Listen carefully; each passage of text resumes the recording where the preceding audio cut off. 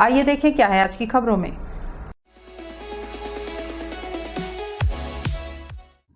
अपनी 2 सूत्रीय मांगों को लेकर चरणबद्ध तरीके से आंदोलन कर रहे छत्तीसगढ़ अधिकारी कर्मचारी फेडरेशन ने मांगों को पूरा कराने अब आर पार की लड़ाई शुरू कर दी है।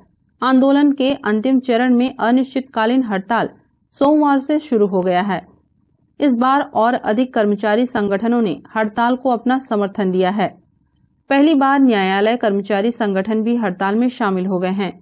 इस बेमियादी हड़ताल को 93 कर्मचारी संगठनों का साथ मिला हुआ है, जिससे सरकार भी चिंतित है।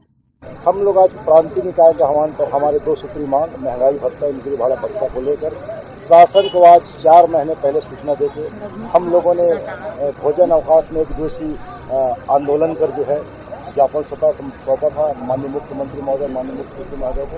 उनके पश्चात हम लोग 1 दिवसीय आंदोलन प्रदर्शन किया था जून में। उसमें भी हम लोग ज्ञापन सौंपे थे हमारे महंगाई भत्ता, इंक्री भाड़ा भत्ता को लेकर। अभी जुलाई में हम लोगों ने 25 जुलाई से 29 जुलाई तक 5 दिवसीय निश्चितकालीन आंदोलन कर पूरा प्रदेश के 5.25 लाख अधिकारी कर्मचारी पूरा मैदान में उतर के अपने हक की लड़ाई करिए। उस 5 दिवस में सरकार ने हमारी स्वीकृति दी प्रदेश के कर्मचारियों के। आज आपको बताना चाहूंगा, सरकार को बने 3.5 साल होने जा रहा है। सरकार ने वादा किया था इस साल किसानों का पारी, आने वाले साल में कर्मचारियों का पारी। आज 3.5 साल में कर्मचारी अधिकारियों का पारी नहीं आया। बहुत दुख का विषय है। 28 महीने से 4-5 बार बढ़ा है हमारा जो है डीए महंगाई भत्ता जो है, और सरकार हमको पूरा प्रदेश के 5.25 लाख अधिकारी कर्मचारियों के साथ अन्याय कर रही है और किस्त करके दे रही।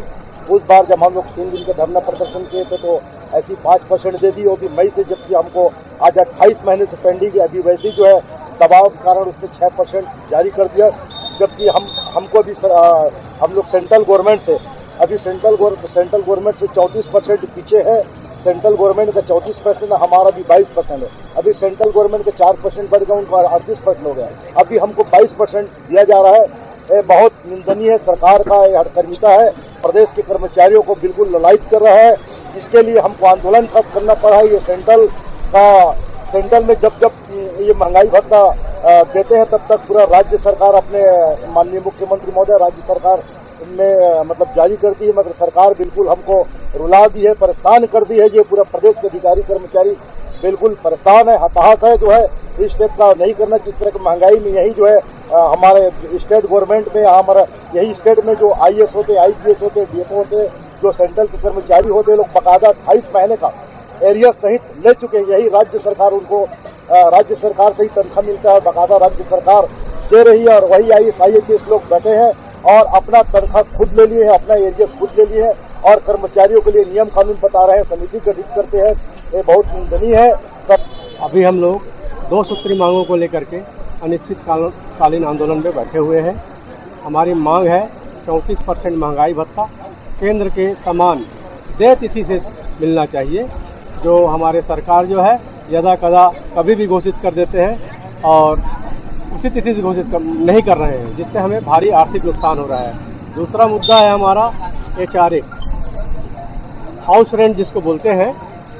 मकान भत्ता जो है 6वां वेतनमान के अनुरूप मिल रहा है, जबकि हमें 7वां वेतन लागू हुए 6.5 साल बीत चुके हैं। 6.5 साल हो गए 7वां वेतनमान लागू हुए और 7वें वेतनमान के अनुरूप महंगाई गृह भाड़ा भत्ता नहीं दे रही है, जिससे हम आज मकान की किराया जो है 15,000 10,000 हो गया है और हमको मिल रहा है 500 700 800 1500 रुपये तक। इस पे भारी नुकसान हो रहा है हमारे कर्मचारियों को। या तो हमारी सरकार सभी कर्मचारियों के लिए आवास बना के दे दे, हम उसका मांग नहीं करेंगे। और महंगाई भत्ता बढ़ रही है, बहुत आसमान पे है कीमतें। खुद कांग्रेस पार्टी माननीय मुख्यमंत्री जी के नेतृत्व में आंदोलन कर रही है और हमको अपनी मांग के लिए तरसा रही है। नमस्ते कोरबा न्यूज के लिए अजय अग्रवाल के साथ रामकुमार यादव की रिपोर्ट।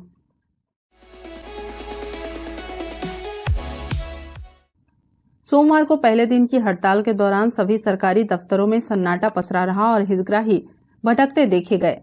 खास करके कलेक्ट्रेट परिसर में अपनी फरियाद लेकर आने वाले ग्रामीणों को निराश लौटना पड़ा।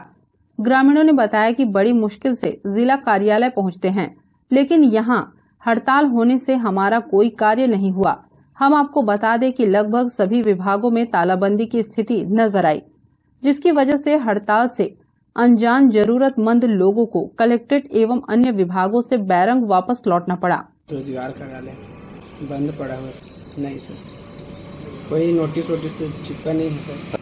सर पौड़ी ब्लॉक 50 किलोमीटर से। सर वापस जाएंगे सर, वो रिजल्ट का 10वीं 12वीं वगैरह का, मेरा कॉलेज का डिग्री, हमको जानकारी मिलेगी इतना से इतना बंद रहेगा करके। अच्छा, मैं भी पौड़ी ब्लॉक से हूँ। मैं भी वही रिजल्ट वगैरह का पंजीयन करवाना आया था, बट यहाँ नोटिस वगैरह नहीं चिपका है, तो ऐसे में पता नहीं चल रहा है कि कब तक बंद रहेगा। ऐसे में तो वही पेट्रोल का दिक्कत होगा ना। अब घर जाएंगे, हो सकता है कल फिर आ सकते हैं, और नोटिस रहता तो नहीं आते कल। नमस्ते कोरबा न्यूज के लिए संतोष अग्रवाल के साथ रामकुमार यादव की रिपोर्ट।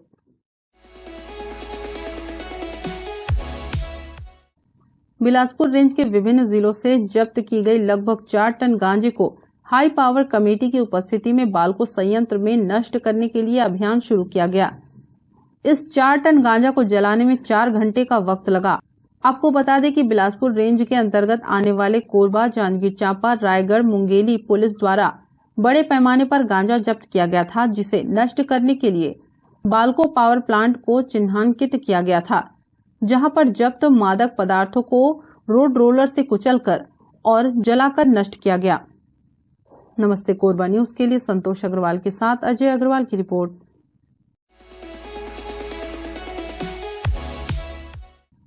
बिलासपुर रेंज के आईजी रतनलाल डांगी बालको नगर के इंदिरा मार्केट स्थित साईं मंगलम में आयोजित सम्मान समारोह में बतौर मुख्य अतिथि उपस्थित हुए।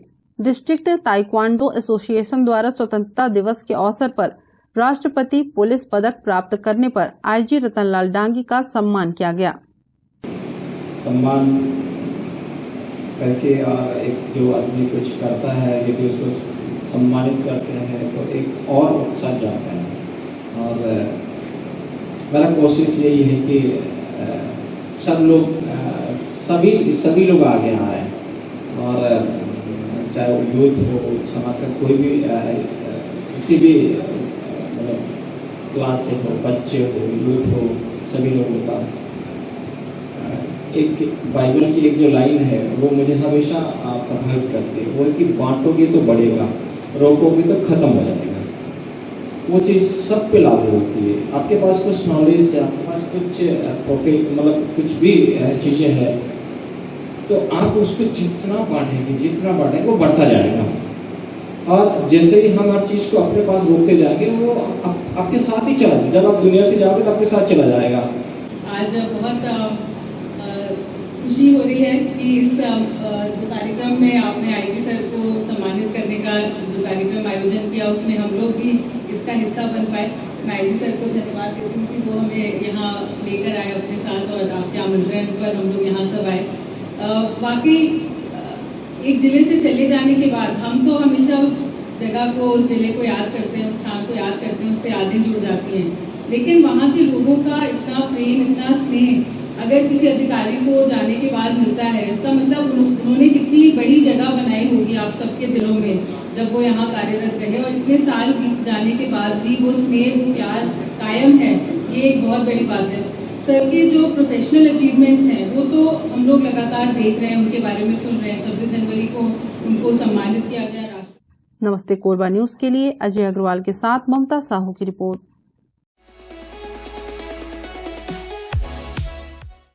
एनटीपीसी में नौकरी के लिए पिछले 43 वर्षों से जूझ रहे भू विस्थापितों की हड़ताल लगातार 7वें दिन भी जारी रही।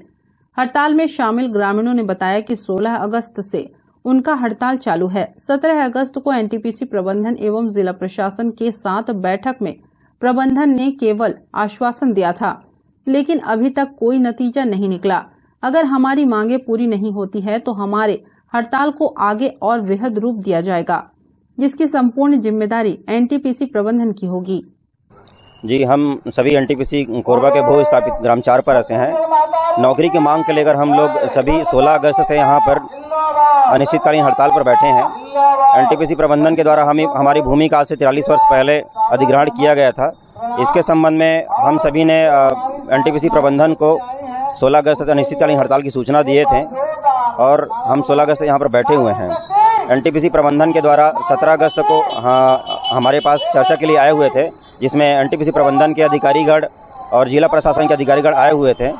हमने अपनी बातों को उन पास रखा है कि हमें नियमित नौकरी में आप रखें, लेकिन आज तक 7 दिवस बीत जाने के बाद भी एनटीपीसी प्रबंधन के द्वारा इस विषय में किसी प्रकार से ध्यान नहीं दिया जा रहा है। देखिए, एनटीपीसी प्रबंधन का रहा है कि 43 साल पहले भी इन्होंने हमें धोखा दिया था और 43 साल बाद भी आज हमें ये धोखा दे रहे हैं और नौकरी नहीं दे रहे हैं। इसलिए हम एनटीपीसी प्रबंधन को ये बताना चाहते हैं कि यदि हमें हमारी मांग पूरी नहीं होती है तो आज हम अनिश्चितकालीन हड़ताल पर बैठे हैं और आगामी हम भूख हड़ताल पर भी जाएंगे और इसके बाद महा आंदोलन होगा जिसकी जवाबदारी संपूर्ण एनटीपीसी प्रबंधन की होगी। जी, हम 269 परिवार में से विस्थापित हुए थे, जो बचे थे उसमें से 8 परिवार यहाँ पर बैठे हुए हैं, लगभग 50 व्यक्ति।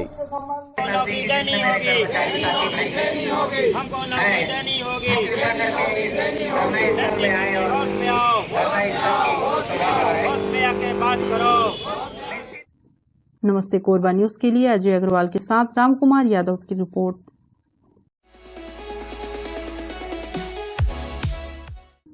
कोरबा प्रेस क्लब के तिलक भवन में बिलासपुर रेंज के आईजी रतनलाल डांगी प्रेस से मिलिए कार्यक्रम में शामिल हुए।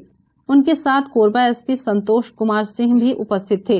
प्रेस क्लब के पदाधिकारियों समेत उपस्थित सभी सदस्यों ने पुष्प गुच्छ देकर आईजी रतनलाल डांगी व कोरबा एसपी संतोष सिंह का स्वागत किया। आईजी रतनलाल डांगी को राष्ट्रपति पुलिस पदक मिलने पर प्रेस क्लब परिवार ने उन्हें बधाई व शुभकामनाएं दी। इसके साथ ही प्रेस क्लब परिवार की ओर से संरक्षक कमलेश यादव, उपाध्यक्ष विवेक शर्मा, सचिव दिनेश राज, कार्यकारिणी सदस्य रमेश वर्मा व मनोज यादव ने शॉल, श्रीफल व स्मृति चिन्ह भेंट कर उन्हें सम्मानित किया। इस दौरान आईजी रतनलाल डांगी ने प्रेस क्लब परिवार का आभार जताया।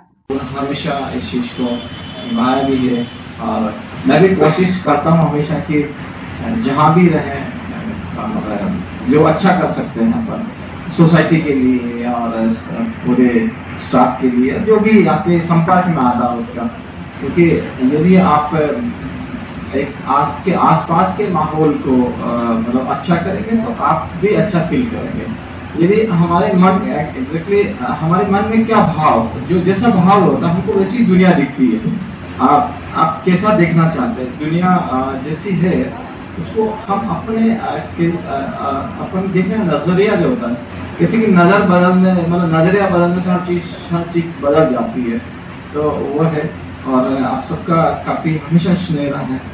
और अभी जो एसपी साहब संतोष सिंह जी, वो भी एक अच्छे ऑफिसर हैं, जैसे बताया कि किस तरह से एक सोसाइटी में एक चेंजेस लाने के लिए एक अभियान चला है, उसमें आप सबका सहयोग इनको मिले। और चूंकि मैं इस विभाग का इस रेंज का मुखिया हूँ, तो मुझे भी ऐसा लगता है कि जो हमारा यूथ है उसको हम यदि सही दिशा देंगे तो डेफिनेटली हर घर भी का माहौल अच्छा रहेगा। जब घर का माहौल अच्छा रहेगा तो सोसाइटी का ऑटोमेटिकली रहेगा। कोरबा एसपी संतोष सिंह ने भी कोरबा प्रेस क्लब की इस परंपरा की सराहना की। नमस्ते कोरबा न्यूज के लिए संतोष अग्रवाल की रिपोर्ट।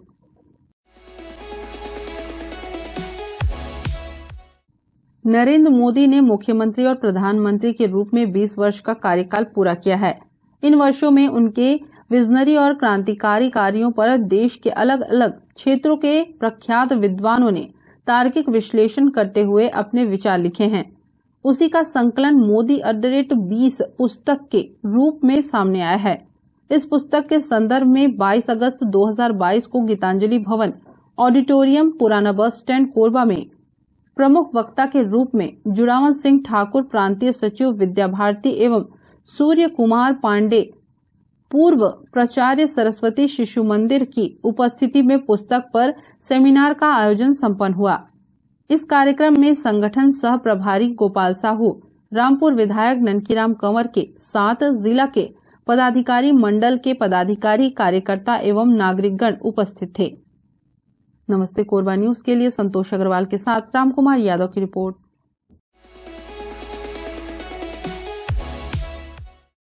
हमें जानकारी मिली है कि कुछ लोग नमस्ते कोरबा समाचार में खबर चलाने के नाम से पैसों की उगाही कर रहे हैं। आप सभी से अनुरोध है कि खबर चलाने के नाम से अगर कोई आपसे पैसों की मांग करता है तो आप अपने संबंधित थाना क्षेत्र में उस व्यक्ति की शिकायत करें। इसके साथ ही आप हमसे नीचे दिए गए नंबरों पर संपर्क करें। हम निष्पक्ष पत्रकारिता करते हैं। हम अपने कार्य को व्यवसाय की श्रेणी में नहीं रखते। संपर्क करें 7003144479 9827107490।